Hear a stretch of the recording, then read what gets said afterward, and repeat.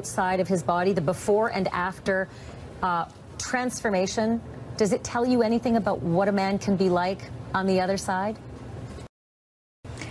This tells me that ego may have taken over for Chris Watts. All of a sudden, he was ripped. Women may have been looking at him. He was having financial problems with his wife, 2 kids, another one on the way. He, I think, was wanting to, get out there and feel attractive and feel that excitement. And I see what Shannon was doing as a plea, saying, don't destroy this family. Hello and welcome to True Crime Rocket Science. This is episode 10 in the series Christopher Watts, What Else Do We Know? In today's episode we'll look at points number 23 to 34 in the September 2018 section of the chronology. We're obviously looking at all of this as it was laid down in chronological order and just seeing what the perspective was like at the time, but also through the rear view mirror. Today in the news, there's an article in the International Business Times giving a kind of a preview, kind of introduction to the Lifetime movie. It refers in 2 instances to a darkness taking over Chris Watts, something that is mentioned apparently by him as well, that he was overcome by darkness. That is something that we're going to touch on in a episode following this episode, either tomorrow or later this week. Chris Watts, The Darkness Inside. What is certainly interesting with this concept of darkness is that the crime did occur under the cover of darkness. All 3 of the murders happened at night, somewhere between Sunday night and Monday morning. Also, all of the bodies were disposed of under the cover of darkness, although that cover was starting to dissipate. And then, of course, putting his children in the oil tanks, that was also putting them literally into a kind of an inky, oily blackness, literally sort of covering them in darkness. And so we're going to be just talking about that. We're going to be talking about this idea of darkness, this other side to Chris Watts, and where that may have come from. And just a couple of things to consider before we even get to that episode. Could that darkness come from rage? Is rage the other side of Chris Watts? Is it just evil? Did it come from lust? Is that the seed of this darkness? Is it born of fear? Or is it something else? Does it come from something called the lie of character? Which one of those 5 things do you think it might be? So if you're interested in that particular discussion leading up to the Lifetime movie, please subscribe to this channel, like, share, leave a comment, and let's get started. Okay, so episode 10 in this series deals with... starts off with point 23, going through the chronological timeline, and it kicks off with the case archive. And of course, at the time that the archive started, it's case number 18CR2003, the people of the state of Colorado versus Christopher Lee Watts. When this started, there was virtually nothing there. And what is quite amazing is looking at it retrospectively, and what we see is the Chris Watts case starts on the 20th of August, right? And everything is finished and done and complete by the 27th of November of the same year. And that's it. Case closed, done and dusted, everything... all the legal strands tied and completed. One of the final orders that one notices in this whole very rushed legal process is from the 15th of November, which was 4 days before the sentencing hearing, and it's an order concerning victim rights for paternal grandparents. Paternal grandparents means Chris Watts's parents, and so they had to actually make an order allowing them, I guess, to speak at Chris Watts's sentencing. Now, you don't have a order for the victim rights of the Ruseks. And one must sort of wonder whether there's something funny going on here. One could say, well, clearly the Ruseks were the victims because they were directly related to the victims, right? But there is an indirect relation to the victims with the paternal grandparents. They are related to the children, right? Of course, they're also related to the perpetrator. So I don't know if one should look too much into that, but what is interesting is that in the particular order, they are also sort of a statement is made that this is only for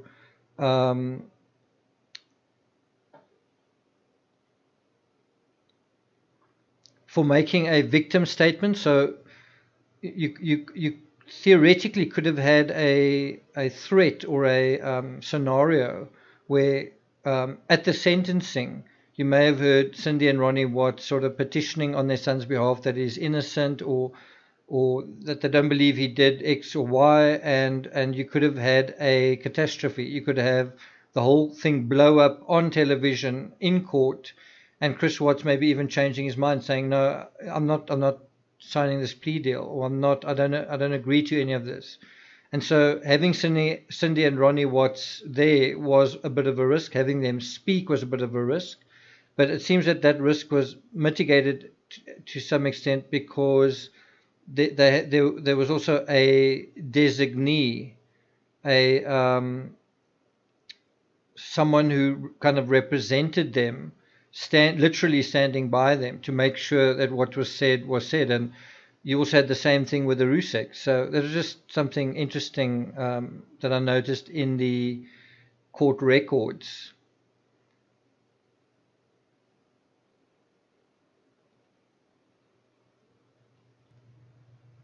To get a proper perspective of the Chris Watts case, it's always useful to look at another case from a similar time and just make comparisons. So we can do that. Obviously, the Patrick Frazee case is totally different. This was the murder of one person, not three, and an unborn child. The disposal was also less complicated, although it also involved a disposal at another property and certain other aspects. But in terms of the Patrick Frazee case, the legal narrative sort of starts on the 21st of the 12th, 2018, quite a long time after the crime was actually committed, around about a month after the crime was committed. The motions and orders start sort of populating the Colorado Judicial Branch website. It starts at the end of 2018, so December 2018, and this case also went by very, very quickly. It was over by the 31st of October the following year. So it essentially took 10 months to be concluded. And, the people involved also said that this was very, very quick, which was sort of fast tracked. They really kept a clamp on the media. And there was also a plea deal in this case. So it seems when you have a plea deal, maybe sometimes the idea is not only to fast track a trial, but also to really just sort of shoulder the media out of it, to make sure that the trial goes where it needs to go and the perpetrator ends up where he needs to go as well. Point number 24, Ashley Bell, a close friend of Shannon Watts who owns a tanning salon, said she got to know Shannon because she was a customer. Bell said the gender reveal party was supposed to be held at the Watts family home on August 18th. Amanda Thayer's daughter, I'm not going to mention her name here, but she was meant to have a sleepover at the Watts home that weekend. So during this gender reveal, Amanda Thayer's daughter is supposed to be present as well. Then it should be point number 25, but it's obviously wasn't captured in the numbering. It's numbered as point 140. It's a criminologist, Philip Stinson, who says, referring to Chris Watts, he didn't have a plan.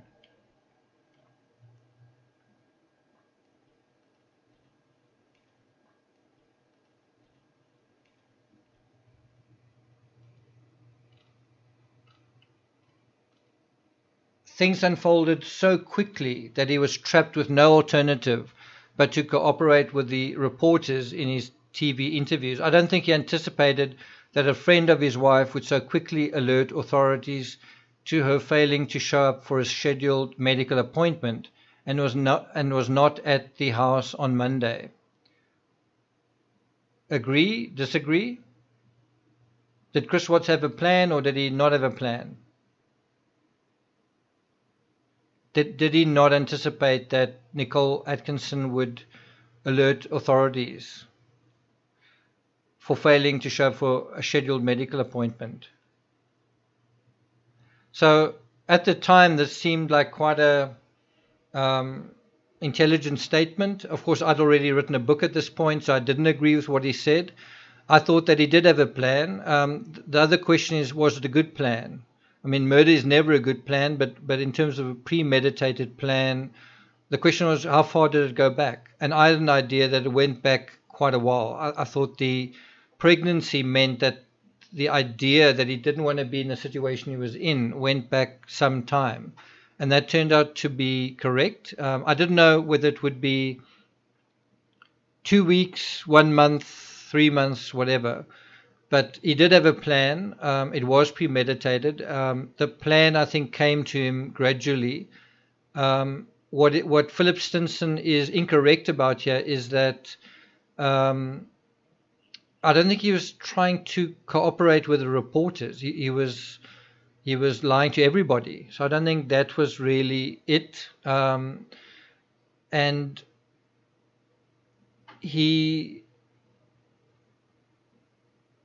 the thing that of him anticipating that a friend of his wife would alert authorities, that's partially true, but the other side of it is authorities weren't alerted because she failed to show up for a medical appointment.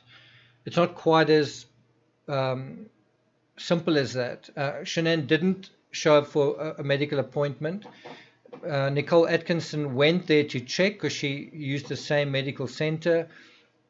And found out that Shannon didn't pitch up for an appointment, and that's kind of when she really knew that something had to be wrong. But there were quite a lot of other things that she saw as well. If it was a garage that she couldn't see inside, she wouldn't have known that the car was there or not there.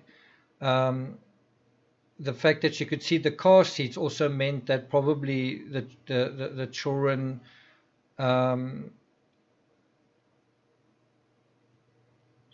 were not driven somewhere in a friend's car or something like that. So there were quite a few things that made Nicole Atkinson nervous. It wasn't just this scheduled medical appointment. And so that's one aspect where our knowledge now sort of changes things. I do think that this set the tone early on. You know, people like this making a kind of a very confident statement that he didn't have a plan. In other words, that it wasn't premeditated. We know at the sentencing hearing, we heard the opposite. We heard from the district attorney that he did have a plan. Then later on, you know, at the second confession, we heard that he just snapped, that he sort of impulsively, in a rage, when he heard that he wasn't going to have custody of his children, did whatever he did. And then in the third confession, it was back to premeditation. So I certainly, from the word go, believe that it was premeditated simply because of the way that he disposed of the bodies. He didn't just commit the crime and blame it on someone else and sort of stand around. He knew exactly what he was doing immediately after he committed the crime, which is what we see in some ways through the CCTV or the surveillance footage from the neighbor. We can see Chris Watts moving quite deliberately and knowing exactly what he was doing. Stupidly, but deliberately. Point number 25, Nicole Utoft Atkinson found out Chris Watts' plan to separate from Shannon on the morning that she disappeared, when she called to find out whether he knew where she was. This is also an oversimplification. We know that Shannon was talking in texts in the discovery about that she couldn't afford to separate. So it wasn't as though this was complete news to Nicole Atkinson. At this time, it was also not clear how to refer to her. Did you refer to her as Nicole Utoft or Nicole Atkinson? So at the time, as I said, this was early September. Nicole gave an interview to ABC and she said, I didn't find out that they were going to separate or anything like that until Chris called that morning. And ABC credited her as Nicole Atkinson, spelling her name Nicole, which is also incorrect. When I called him August 13th at noon and asked him where he was or where she was, that's when he told me, and I basically told him that that wasn't my concern, that was their business. So it was probably the first time that he told her about the separation, but Nicole Atkinson definitely wasn't completely in the dark about problems in their marriage. And then Nicole Atkinson also said, and this is point 26, he was defending himself, but it just didn't make sense. In other words, he was explaining where everyone was and that he was a good person, and that's something that he said to Cassie, please don't think badly of me or whatever. And Cassie kind of said the same thing. Point number 27. Things were not how I think that they were supposed to be, I guess. I had a look in the garage to see if her car was there, and it was there, which is like peculiar because Shannon doesn't like to go places without her car because both the girls have car seats. And then she talks about the front door being locked different to the way it normally was. I didn't quite know what that meant. I've actually recently listened to a interview given by another author saying that Nicole Atkinson had a key to the house. I'm not sure if that's true. As far as I know, she used like a keypad. But the bottom line is how it was locked differently was there was sort of a latch at the top, and that meant that she couldn't get in. So as far as I know, Nicole Atkinson knew the keypad and was able to open the front door, but it wasn't able to, because the door was latched, wasn't able to get in through that way. And that, she said, was strange. It was strange that the door was locked like that because it usually never was.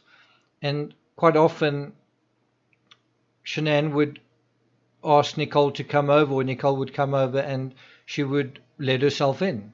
And she also did dog sitting. So this whole thing with the door being latched was unusual. And the question is, did Shannon latch the door or did Chris Watts latch the door? And if Chris Watts latched the door, why did he? Or wasn't it to make sure that Nicole wouldn't come in? And isn't that also part of the premeditation, that he did anticipate Nicole Atkinson possibly coming over, but then maybe also just leaving? I think the one thing Chris Watts didn't anticipate is Nicole Atkinson coming over and her son getting on the front of her car and looking through those little windows at the top of the garage and seeing the car was there. Nicole wouldn't have been able to do that herself.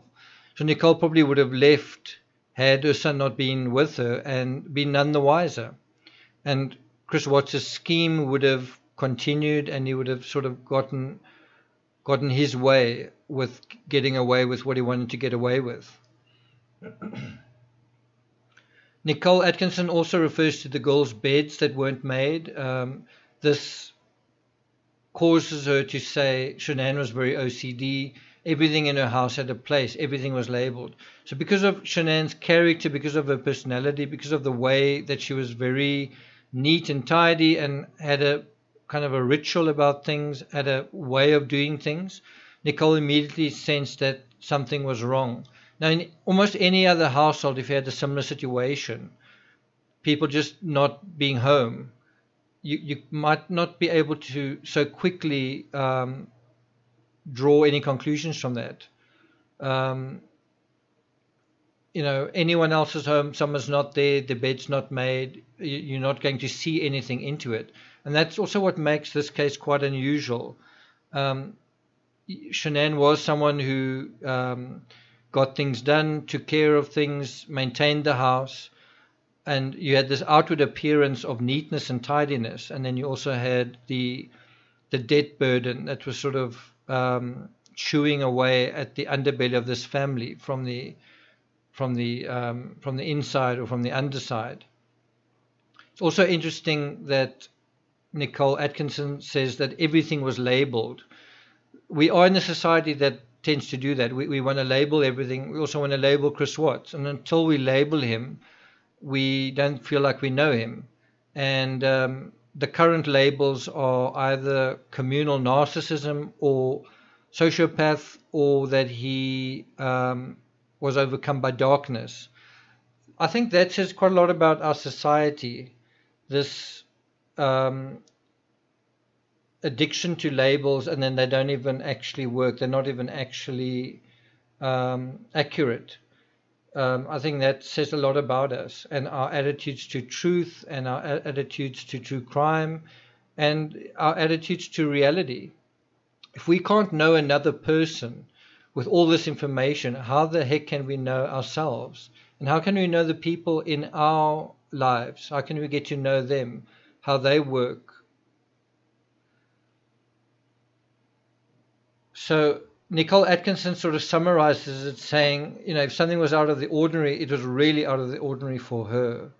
And that is a friend who knows her friend. She knows the personality of her friend very, very well. And credit to Nicole Atkinson. But none of these people seem to know Chris Watts. And that is the irony of this case, is that you can know one person so well and then not know another one so badly. Number 28, when Chris Watts told Nicole Shannon was on a play date with the kids, she immediately wondered why she'd go on a play date without her car and why he did not know. He knew she was on a play date, but he didn't know who it was with. And so she said he kept saying that he didn't know where she was and that she was on a play date, but he couldn't give us the name of the friend.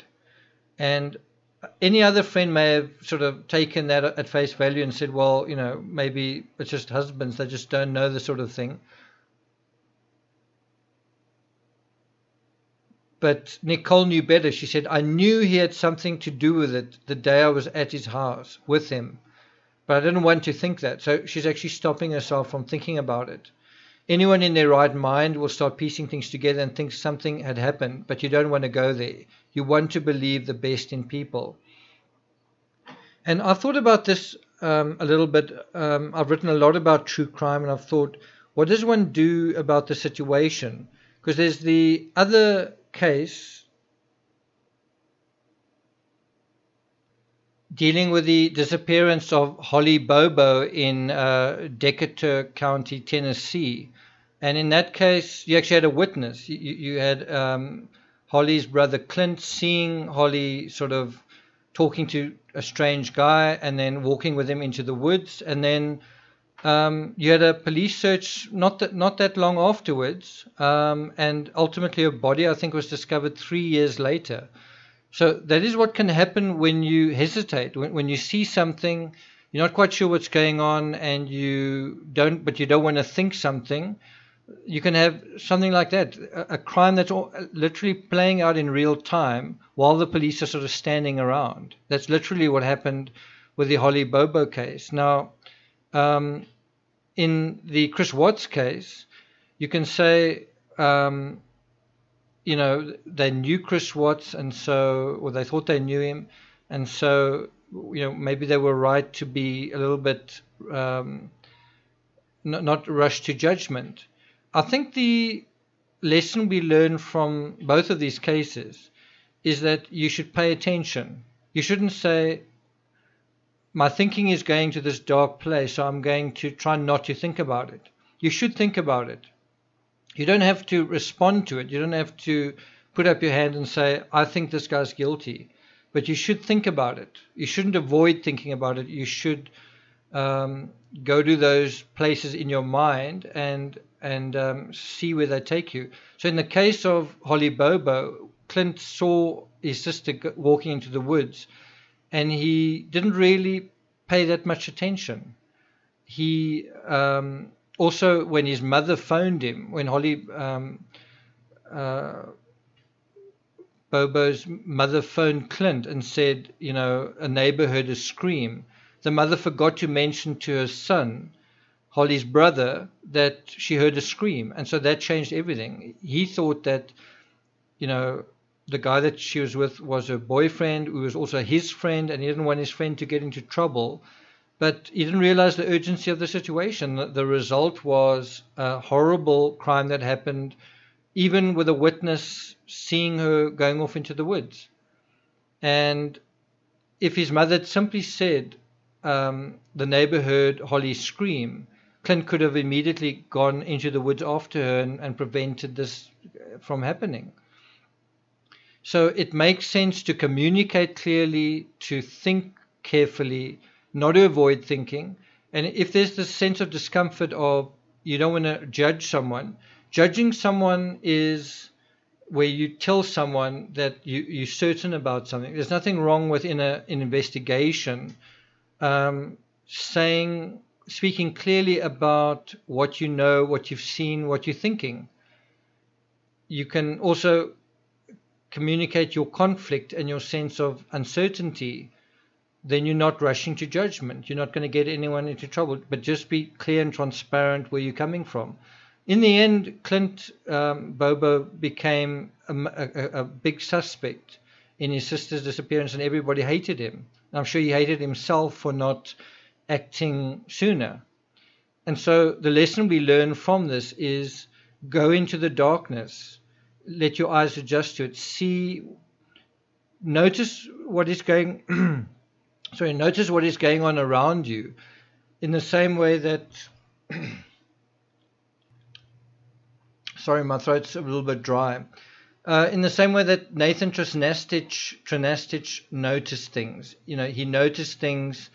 Nicholas Atkinson also noticed things, and they acted on what they knew.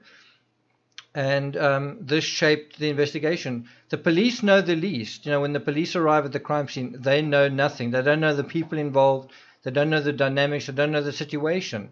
And it takes them hours and hours and hours to catch up. And if you're asking the perpetrator, they're going to minimize and lie and mislead. So it's really the friends that are innocent that have the most to contribute, and that can really shape an investigation as soon as possible. And people should realize how important time is. In the Watts case, if and this isn't a criticism of Nicole Atkinson, it's just if Nicole Atkinson had managed to convince the investigators that something was really up, and they had brought dogs in that night, they probably would have gotten more evidence. So time is really of the essence, and the longer time goes by, the more evidence can be covered up and remains destroyed, right? So it's really important for witnesses to think about things. You don't have to act on them. If you suspect someone and you think you might be wrong, you can say that. You can say to the investigators, I've got a bad feeling about this, but this is nevertheless what I'm thinking, and let them decide. That's their job. What they need is the information. You're allowed to give them that information. Just be honest about it, transparent. Just share, all sides of it. And the same kind of applies to us in our own lives. If you're in a situation that you're not sure of, think about it. Don't avoid it. You don't necessarily need to make a decision, but you can sit with it and then eventually make a judgment. But you need information to make a judgment. So in the same interview that Nicole Atkinson gives to ABC, she says, I know that Chris and her were having some issues about 3 weeks prior to everything happening. And what I wrote here at the time, this is point number 29, was that but 3 weeks prior she was in North Carolina with her folks and he was in Colorado. So that was kind of a inconsistency and something of a problem. You know, how do you explain that they were having issues when they weren't even together? And is maybe that the reason why they weren't together? But then how come they started having issues within the period that they were apart? And I don't think we knew about Nutgate then. Nutgate happened around about 4 weeks before the murders. A lot of people dismiss the importance of Nutgate, but if there was any glue still holding the Watts family together, Nutgate kind of melted that glue in a way, or just weakened that glue. It just caused the good feelings that were there to somewhat deteriorate. And that's without pointing a finger at anyone. It's just saying that did happen. And yeah, Nicole seems to be referring to issues between Shannon and Chris Watts' mother as the issues, not the real issue that was going on, which is that he was having an affair and that he probably didn't really care that much about Nutgate. Nutgate basically just distracted Shannon from knowing what the heck was going on in Chris Watts' mind. So the real issue was the affair, but everyone was a little bit in the dark about what the real issues were. And that's why I say it's important to think about, when you've got a feeling of disquiet, try and figure your way through it. And the more you look into the darkness, the more your eyes are going to adjust to it. Don't be afraid of the darkness. The darkness can't hurt you if you're not afraid of it.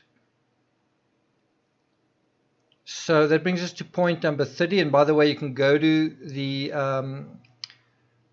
the post on Crime Rocket, which is the first post under the Watts tab, and scroll down to watch the interview that Nicole Kessinger gave, if you haven't seen it or if you want to see it again. Then point number 30, Nicole Kessinger's father is Dwayne Kessinger, and we all saw his LinkedIn page that had it was on Google Cache, and it had a weird, there was also a weird picture of kind of a meter with the word Watts on it, and one wondered whether this was, did he know about Chris Watts? And I think the answer is no. I think it was just a weird coincidence. And also it appeared that that he may have been Chris Watts' boss. That was an assumption made by quite a few people, because Nicole Kessinger's father was somewhat high up in the oil industry, and all three of these people were working in the oil industry. So it seemed that there was some kind of dynamic going on, but in retrospect, it seems as if maybe her father didn't know about him.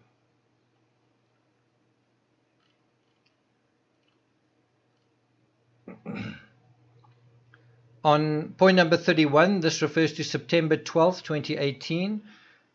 There's a motion to obtain clear and visible Polaroid photographs and digital photographs of both Chris Watts' right and left hands. So they wanted to check his hands, perhaps to compare to the marks or abrasions on Shannon's neck. I'm not sure if they wanted to check anything else. Point number 32, you had Kirk Nurmi weighing in on the Chris Watts case. Number 33, on September 11th, an unsubstantiated rumor on Twitter surfaced, where somebody said that they thought that Josh Rosenberg was the mistress, and that this is based on them both working for Thrive, and so this was the co-worker that Chris Watts was having an affair with. And it just shows you how idiotic some people could be. But this did fuel this idea that Chris Watts might be bisexual. And that brings us to the last point, point number 34. And I do recommend you go to the blog post and watch this particular clip from HLN. It's really worth watching. But it just shows you where people's minds went to. At this point, people knew that he'd killed his family, and there was now talk about for how long had he been cheating on his wife? How many people had he been cheating on? Had he been cheating on men and women? And it was sort of conjuring this very shadowy, dark person. And on HLN, the question was, what were the signs? What were the signs that were going on? And really, there weren't any. You can even read Lena Duhali's book, which says the same thing. You didn't really see any signs that Chris Watts was going to do what he was about to do. I won't say there weren't any, but there were very few. And what did him getting into shape mean? And there was this idea that he was transforming, but the kind of feeling you get listening to this HLN kind of clip is that they thought that he might be, interested in men as well. And when we know who Chris Watts is today, you get a totally different sense that yes, he was transforming into a better looking guy, but he still wasn't a very confident guy. He still wasn't very, he wasn't like a philanderer. He was cheating only on his wife with one person, and kind of still struggling. Kind of struggling to pull it off. And the expert in this clip does say something interesting about the confidence levels of married men and when women are with married men. So give that a listen. Okay, and so that's the end of the chronology for episode 10. I'll be back next week for episode 11. Also be doing more analysis on the Lifetime movie, and leading up to it, we're going to be looking at the darkness inside Chris Watts. What is that darkness? What does that refer to? What do you think that darkness is? Why do you think Chris Watts himself refers to whatever happened to him as some kind of darkness that took over him? Do you think that's true? Do you accept what he says there? And I'm going to mention those few options again. Do you think the darkness refers to 1, rage, 2, evil, 3, lust, 4, fear, or 5, the live character? And we'll be dealing with that in the in a follow-up episode leading up to the Lifetime movie. If you haven't subscribed to this channel and you want to get that kind of content, you're interested in that kind of content, ring the bell.